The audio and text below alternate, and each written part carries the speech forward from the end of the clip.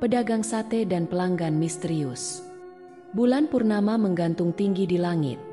Embun malam mulai turun, membasahi rerumputan dan dedaunan di pinggir jalan. Di tengah suasana yang tenang itu, Pak Joko, seorang pedagang sate keliling, memulai malamnya seperti biasa. Gerobak kayunya yang telah usang namun kokoh, dipenuhi dengan tusukan sate ayam dan kambing yang siap dibakar. Aroma harum rempah-rempah khas sate Pak Joko menguar di udara malam, menggoda selera siapapun yang melintas. Pak Joko mendorong gerobaknya dengan langkah mantap, menyusuri jalanan desa yang mulai sepi. Sesekali ia berhenti di bawah lampu jalan, menyapa warga yang masih terjaga dan menawarkan dagangannya. Serunya dengan suara lantang. Malam itu, Pak Joko berharap dagangannya laku banyak. Ia ingin segera pulang dan beristirahat setelah seharian bekerja keras. Malam semakin larut, embun semakin tebal, dan udara semakin dingin. Pak Joko mulai merasa lelah. Dagangannya malam ini cukup laris, namun belum habis juga. Ia memutuskan untuk berkeliling satu putaran lagi sebelum pulang.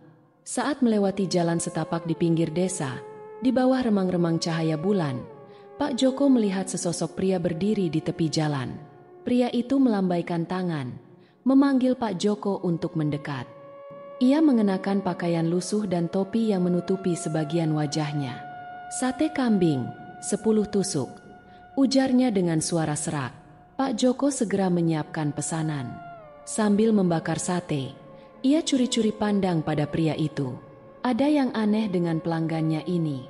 Wajahnya pucat pasi, tatapannya kosong. Pak Joko merasa sedikit tidak nyaman, namun ia berusaha tetap ramah. "Ini, Pak, satenya," kata Pak Joko sambil menyodorkan sate yang telah dibungkus daun pisang. Pria itu menerima sate tersebut tanpa mengucapkan terima kasih. Ia merogoh saku celananya, mengeluarkan beberapa lembar uang kusam, dan membayar dengan jumlah pas. Pak Joko menerima uang itu dengan hati-hati. Entah mengapa, ia merasakan hawa dingin yang menusuk tulang saat bersentuhan dengan tangan pria itu.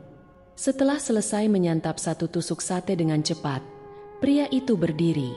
"Antar saya pulang," ujarnya dengan suara datar yang nyaris tanpa intonasi. Pak Joko mengerutkan kening. "Maaf, Pak, sudah malam. Saya harus segera pulang," jawabnya. Ia merasa semakin tidak enak hati. Pria itu menatap Pak Joko dengan tajam. "Kampung saya tidak jauh. Antar saya, dan saya akan bayar lagi," katanya sambil kembali merogoh saku celananya dan mengeluarkan selembar uang berwarna merah. Pak Joko tertegun. Uang itu tampak baru dan bersih, berbeda dengan uang yang ia terima sebelumnya. Ia menelan ludah, bimbang antara rasa takut dan iming-iming uang. "Baiklah, Pak," ucapnya akhirnya. "Tapi saya tidak tahu jalan ke kampung Bapak." "Ikuti saja saya," kata pria itu sambil berbalik dan berjalan menyusuri jalan setapak. Tanpa pikir panjang, Pak Joko mendorong gerobaknya mengikuti pria itu. Jalan setapak yang mereka lalui semakin sempit dan gelap. Pak Joko mulai menyesali keputusannya. Ia merasa seperti terjebak dalam situasi yang aneh dan menyeramkan. Semakin jauh Pak Joko mengikuti pria misterius itu, semakin kuat rasa ganjil yang mencengkeram hatinya. Jalan setapak yang mereka lalui semakin menanjak dan berbatu.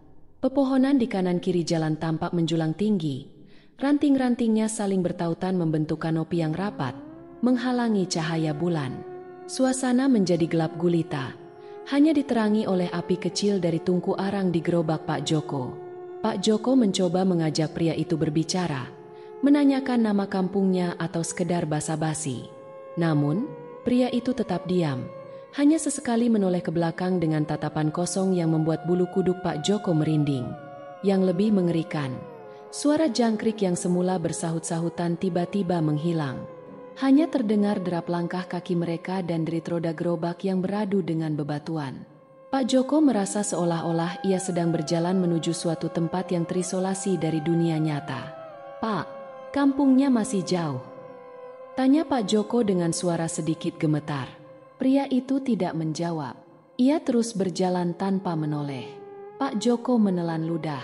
Ia ingin berbalik dan lari, namun rasa penasaran dan iming-iming uang membuatnya tetap mengikuti pria itu. Ia berharap segera tiba di kampung tujuan dan segera meninggalkan tempat angker ini. Akhirnya, setelah apa yang terasa seperti berjam-jam berjalan, mereka tiba di sebuah persimpangan. Pria itu berbelok ke kiri, memasuki jalan setapak yang lebih kecil dan hampir tak terlihat. Pak Joko mengikuti dengan hati-hati. Gerobaknya berderit keras melintasi tanah yang tidak rata. Tiba-tiba, pemandangan di depan mata Pak Joko berubah. Jalan setapak itu berujung pada sebuah kampung yang sebelumnya tak pernah ia lihat. Rumah-rumah kayu berdiri berjajar rapi dengan halaman yang luas. Atap-atap rumah itu tampak usang dan berlumut. Namun dinding-dindingnya terlihat bersih dan terawat. Asap mengepul dari cerobong-cerobong dapur, menandakan bahwa penghuninya sedang beraktivitas. Pak Joko tertegun. Ia tidak pernah tahu ada kampung di area ini. Desa Sukasari memang berbatasan dengan hutan, namun sepengetahuan Pak Joko, tidak ada pemukiman lain di sekitar hutan tersebut. "Ini kampung Bapak?" tanya Pak Joko dengan suara lirih. Pria itu hanya mengangguk kecil tanpa menoleh. Ia terus melangkah masuk ke dalam kampung, dan Pak Joko pun mengikutinya dengan perasaan campur aduk antara penasaran dan takut. Kampung itu terlihat hidup, namun ada suasana aneh yang menyelimuti tempat itu. Suasana yang sunyi dan mencekam.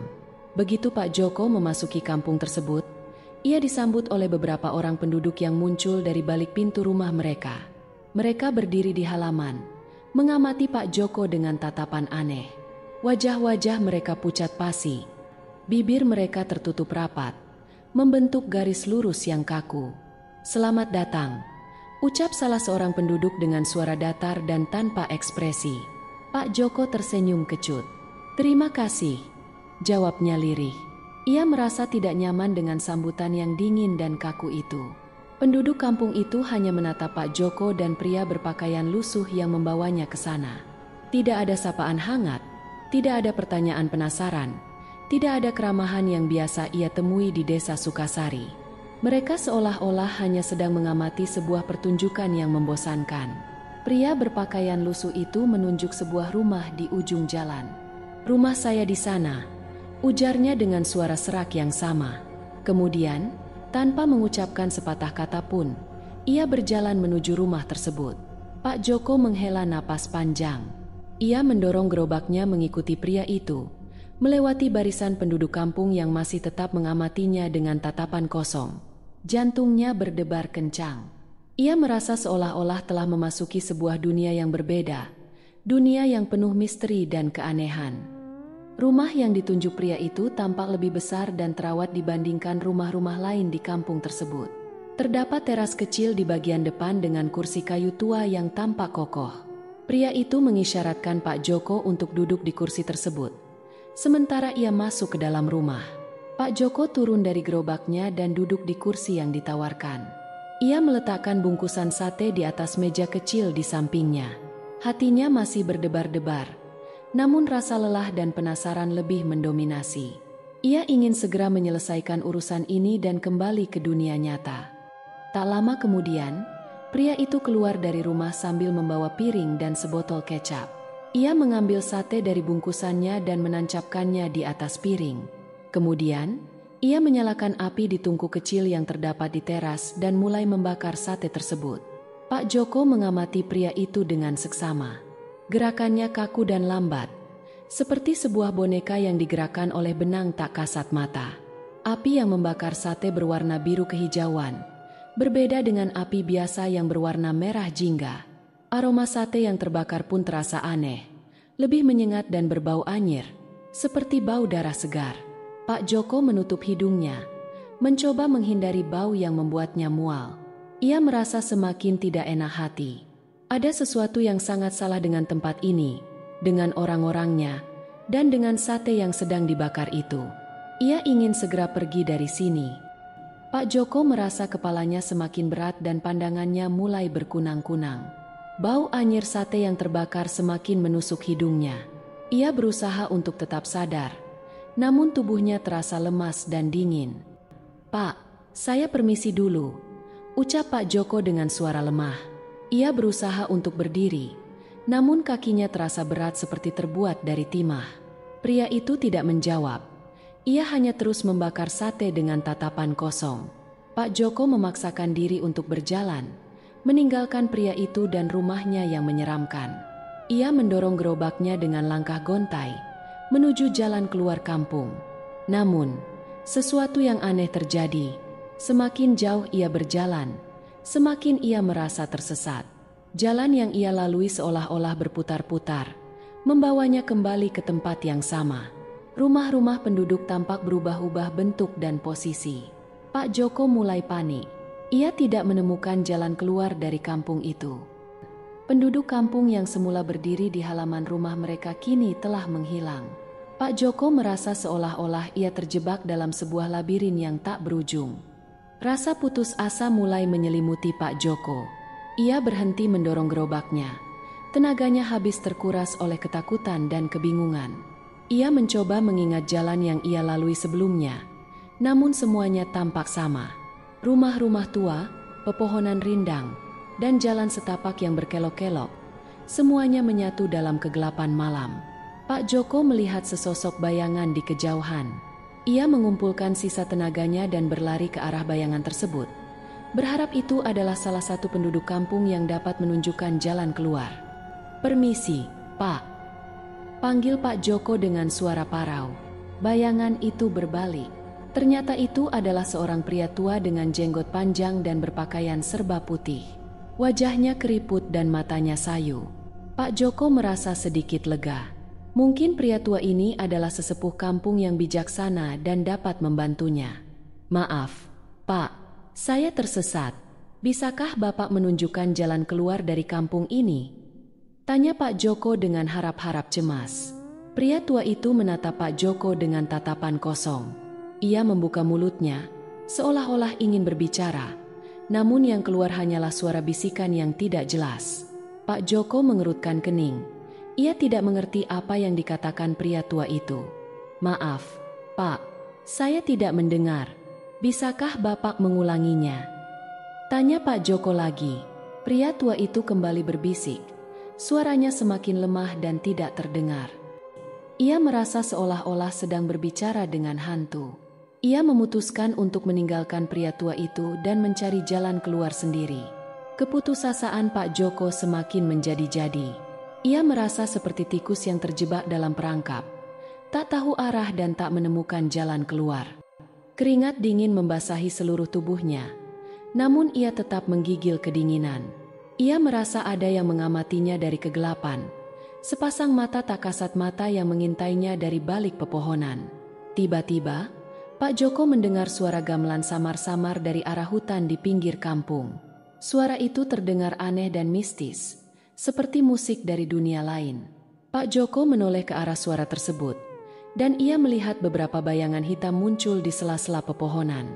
Bayangan-bayangan itu bergerak dengan lincah, menari-nari mengikuti irama gamelan yang semakin keras. Pak Joko merasa bulu kuduknya merinding. Ia tahu bahwa ia harus segera pergi dari tempat itu. Ia berlari sekuat tenaga, menjauhi suara gamelan dan bayangan-bayangan hitam yang menyeramkan. Ia tidak peduli lagi kemana ia berlari. Yang penting ia bisa keluar dari kampung gaib itu. Napas Pak Joko tersengal-sengal. Ia berlari tanpa arah, menabrak dinding rumah dan tersandung akar pohon. Namun, ia tidak berani berhenti. Ia takut jika ia berhenti, bayangan-bayangan hitam itu akan menangkapnya. Di tengah pelariannya, Pak Joko tiba-tiba bertemu dengan sebuah persimpangan jalan. Ia berhenti sejenak, mencoba menentukan arah mana yang harus ia ambil. Namun, sebelum ia sempat memutuskan, sesosok wanita muncul dari balik pohon besar di tengah persimpangan itu. Wanita itu mengenakan baju putih panjang yang menutupi seluruh tubuhnya. Rambutnya panjang dan terurai, menutupi wajahnya.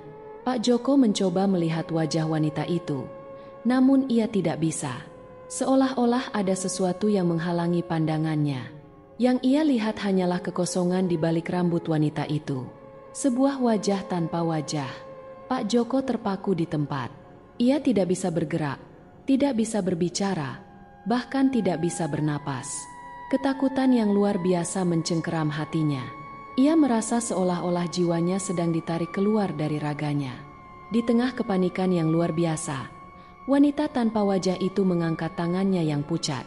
Jari-jarinya yang panjang dan kurus menunjuk ke arah timur, memberikan isyarat agar Pak Joko mengikuti jalur tersebut. Pak Joko ingin berteriak, ingin berlari ke arah yang berlawanan, namun tubuhnya masih terpaku di tempat. Ia merasa seolah-olah ada sebuah kekuatan gaib yang mengendalikannya, memaksanya untuk mematuhi perintah wanita tanpa wajah itu. Dengan langkah gontai dan hati yang penuh ketakutan, Pak Joko mengikuti arah yang ditunjukkan oleh wanita itu. Ia mendorong gerobaknya perlahan. Matanya tidak berani lepas dari sosok menyeramkan yang masih berdiri di tengah persimpangan jalan. Wanita itu tetap diam di tempatnya, mengamati Pak Joko dengan tatapan kosong yang menembus jiwa. Pak Joko merasa seolah-olah ia sedang berjalan menuju jurang kematian, namun ia tidak memiliki kekuatan untuk melawan. Ia hanya bisa pasrah dan berharap bahwa jalur ini akan membawanya keluar dari mimpi buruk ini.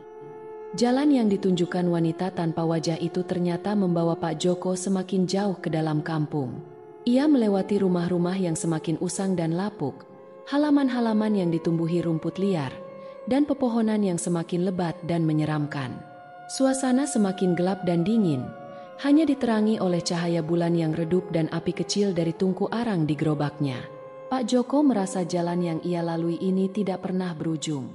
Ia sudah berjalan cukup lama, namun ia tidak juga menemukan pintu keluar kampung. Ia mulai merasa putus asa.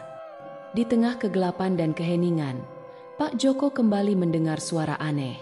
Kali ini bukan suara gamelan, melainkan suara tawa anak kecil yang terdengar lirih dan menyeramkan.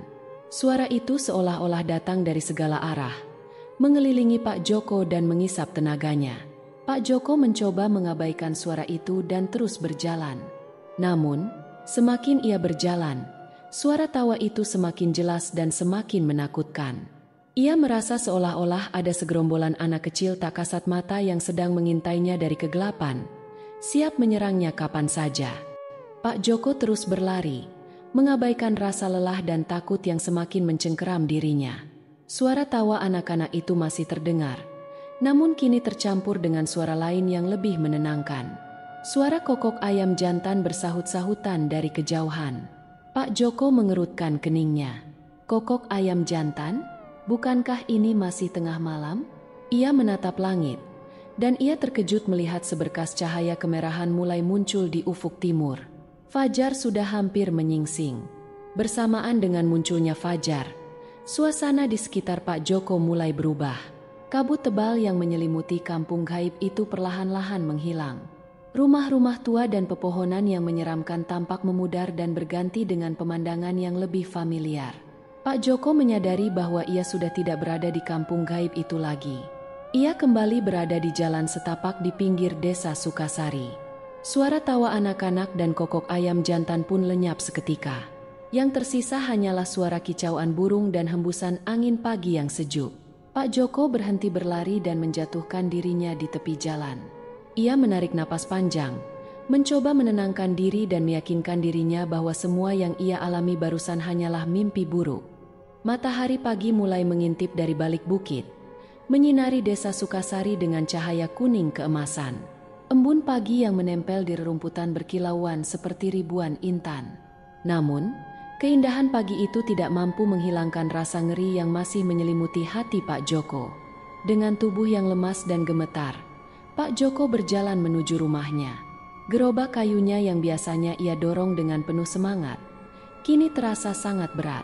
Setiap langkah yang ia ambil seolah-olah menghisap sisa-sisa tenaganya. Sesampainya di rumah, Pak Joko disambut oleh istrinya yang terkejut melihat keadaannya. Wajah Pak Joko pucat pasi, bajunya kusut dan kotor, dan keringat dingin membasahi seluruh tubuhnya. "Pak, kau kenapa? Ada apa ini?" tanya istrinya dengan nada khawatir. Pak Joko hanya mampu menggelengkan kepalanya. Ia tidak memiliki tenaga untuk menceritakan pengalaman mengerikan yang baru saja ia alami. Ia masuk ke dalam rumah dan merebahkan dirinya di atas dipan, mencoba mengumpulkan kembali kekuatan fisik dan mentalnya. Setelah sedikit pulih, Pak Joko akhirnya menceritakan semua yang dialaminya kepada istrinya. Ia menceritakan tentang pelanggan misterius, penduduk tanpa wajah, suara gamelan, dan wanita yang menunjukkan jalan keluar. Istrinya mendengarkan dengan seksama. Wajahnya dipenuhi rasa takut dan khawatir. "Syukurlah kau selamat, Pak," ucap istrinya sambil memeluk Pak Joko erat. "Jangan pernah lagi kau berjualan sampai larut malam. Bahaya mengancam di luar sana." Pak Joko mengangguk lemah. Ia pun merasa bersyukur karena masih diberi kesempatan untuk hidup. Ia berjanji pada dirinya sendiri untuk lebih berhati-hati dan tidak mudah tergoda oleh iming-iming uang. Keesokan harinya, Pak Joko menceritakan pengalamannya kepada beberapa tetangganya. Ia berharap mendapat penjelasan atau petunjuk agar ia bisa benar-benar terbebas dari bayang-bayang kejadian mengerikan itu. Namun, reaksi tetangganya justru di luar dugaan. Beberapa dari mereka hanya terdiam dan mengangguk-angguk paham, seolah-olah sudah mengetahui tentang kampung gaib tersebut. "Pak Joko, kau beruntung bisa keluar dari sana dengan selamat," kata Pak Suparman, salah seorang tetangganya. "Kampung itu memang ada, tapi tidak semua orang bisa melihatnya. Hanya orang-orang tertentu yang bisa masuk ke sana." "Lalu, bagaimana dengan saya? Kenapa saya bisa masuk ke sana?"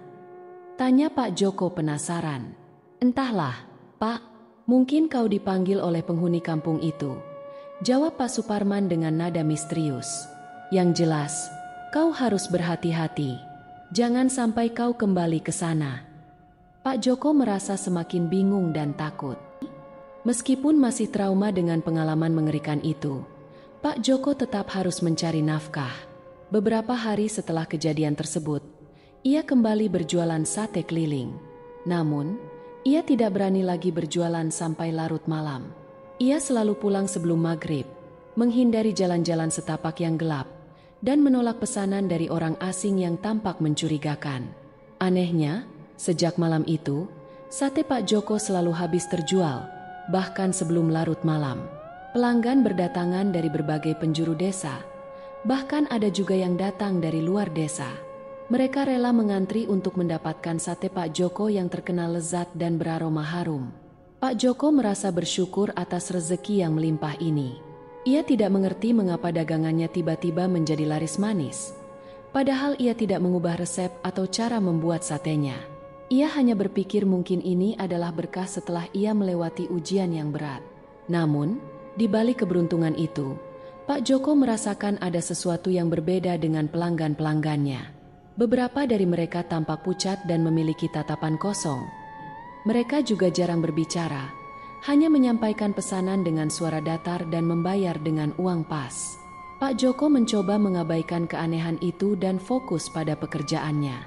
Ia berusaha untuk tetap ramah dan profesional kepada semua pelanggannya, walaupun hati kecilnya selalu dihantui rasa takut dan curiga. Hari berganti hari, minggu berganti minggu. Kehidupan Pak Joko kembali normal. Ia tetap berjualan sate keliling seperti biasa. Namun ia selalu mengingat pesan istri dan tetangganya untuk tidak berjualan sampai larut malam. Ia juga selalu berdoa sebelum dan sesudah berjualan, memohon perlindungan dari Tuhan agar terhindar dari gangguan makhluk halus. Meskipun dagangannya selalu laris manis, Pak Joko tidak pernah lupa akan pengalaman mengerikan yang pernah ia alami. Penduduk tanpa wajah dan wanita misterius itu masih sering muncul di pikirannya, menghantuinya di malam hari. Ia merasa ada harga yang harus ia bayar atas keberuntungan yang ia peroleh. Pak Joko menjadi lebih religius dan introvert. Ia lebih banyak menghabiskan waktunya di rumah bersama keluarga, mengaji, dan beribadah. Ia jarang bergaul dengan tetangga atau teman-temannya, karena ia takut jika ia bercerita tentang pengalamannya, ia akan kembali dihantui oleh ketakutan. Di satu sisi, Pak Joko bersyukur atas rezeki yang melimpah dan kehidupan yang lebih baik. Namun, di sisi lain, ia merasa kehilangan kebebasan dan ketenangan hidupnya. Ia selalu dihantui rasa takut dan was-was. Suatu malam, saat Pak Joko sedang bersiap-siap menutup gerobaknya, ia melihat sesosok pria berdiri di seberang jalan. Pria itu mengenakan pakaian lusuh dan topi yang menutupi wajahnya. Pak Joko langsung mengenali pria itu. Jantung Pak Joko berdetak kencang. Ia merasa seolah-olah darah di tubuhnya membeku. Ia ingin berlari, ingin bersembunyi, namun kakinya terasa berat seperti tertanam di tanah. Ia hanya bisa menatap pria itu dengan tatapan penuh ketakutan. Pria itu perlahan-lahan menyeberangi jalan dan mendekat ke arah Pak Joko. Ia berhenti di depan gerobak sate. Tatapannya yang kosong menembus mata Pak Joko. Suasana hening menyelimuti mereka. Hanya terdengar suara jantung Pak Joko yang berdebar kencang dan suara jangkrik yang bersahut-sahutan dari kejauhan. Pak Joko menunggu pria itu berbicara, memesan sate seperti waktu itu. Namun, pria itu hanya diam. Ia menatap Pak Joko dengan senyum tipis yang mengerikan. Senyum itu seolah-olah menyimpan sebuah pesan yang tidak dapat dipahami oleh Pak Joko. Setelah apa yang terasa seperti keabadian, pria itu akhirnya berbicara. "Kau tidak lupa akan janjimu, kan?" Tanyanya dengan suara serak yang familiar di telinga Pak Joko. Pak Joko tersentak. "Janji? Janji apa?" Ia mencoba mengingat-ingat. Namun ia tidak ingat pernah membuat janji apapun dengan pria itu. "Aku tahu kau ingat," kata pria itu lagi. Suaranya semakin dekat di telinga Pak Joko. "Kau berjanji untuk tidak menceritakan tentang kampungku kepada siapapun. Kau juga berjanji untuk tidak kembali ke sana." Pak Joko terbelalak. Ia baru menyadari bahwa pria itu bukanlah manusia biasa. Ia telah diperingatkan untuk tidak mengungkapkan rahasia kampung itu kepada siapapun. "Maafkan aku," ucap Pak Joko dengan suara gemetar. "Aku tidak bermaksud melanggar janjiku. Aku hanya takut." Pria itu menatap Pak Joko dengan tajam. "Ketakutan adalah harga yang harus kau bayar atas keingintahuanmu," katanya dingin. "Tapi aku akan memberimu kesempatan kedua. Ingat, jangan pernah kembali ke kampungku. Dan jangan pernah menceritakan tentang kampungku kepada siapapun. Jika kau melanggar janjimu, kau akan menanggung akibatnya." Setelah mengucapkan kalimat itu, pria itu menghilang seketika. Pak Joko terduduk lemas di samping gerobaknya. Ia merasa seolah-olah baru saja lolos dari maut. Ia berjanji dalam hati untuk tidak akan pernah melanggar janjinya lagi. Ia akan menjaga rahasia kampung gaib itu sampai akhir hayatnya. Sejak saat itu, Pak Joko tidak pernah lagi melihat pria misterius itu. Ia terus berjualan sate keliling, dan dagangannya tetap laris manis. Namun, ia selalu berhati-hati dan waspada. Ia tahu bahwa dunia gaib selalu mengintainya, menunggu kesalahannya. Ia harus hidup dengan rahasia yang mengerikan itu selamanya. Demikianlah kisah Pak Joko, pedagang sate yang tak sengaja tersesat di kampung gaib. Pengalaman mengerikan itu mengubah hidupnya, memberinya rezeki berlimpah, namun juga meninggalkan bekas trauma yang mendalam. Ia belajar bahwa ada batasan antara dunia manusia dan dunia gaib yang tidak boleh dilanggar. Ia juga menyadari bahwa setiap keberuntungan memiliki harga yang harus dibayar. Semoga kisah ini menjadi pengingat bagi kita semua untuk selalu waspada dan berhati-hati, serta tidak mudah tergoda oleh hal-hal yang berbau mistis. Dunia ini penuh misteri, dan kita tidak pernah tahu apa yang menanti kita di balik tirai kegelapan.